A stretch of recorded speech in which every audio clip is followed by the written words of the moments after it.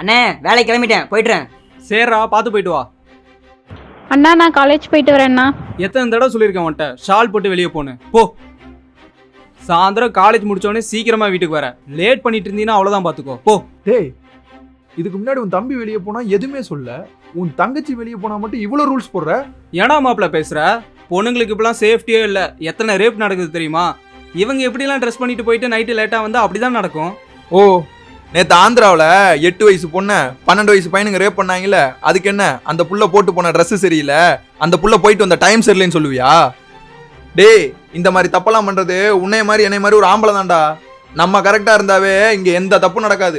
டேய், உன் தங்கச்சி பத்திரமா வீட்டுக்கு வரணும்னு நீ ஆசைப்பட்டினா நீ சொல்லி கொடுத்து வளர்க்க வேண்டியது உன் தங்கச்சி இல்லை, உன் தம்பியை. கரெக்டரா? இனிமேல் என் தங்கச்சிக்கு சொல்லி கொடுத்து எந்த பிரயோஜனமும் இல்லை. என் தம்பிக்கு இப்பயே கால் பண்ணுறேன். டேய், எங்கடா இருக்க? வீட்டுக்கு வந்து ஷால் போட்டு போடா. மட்டி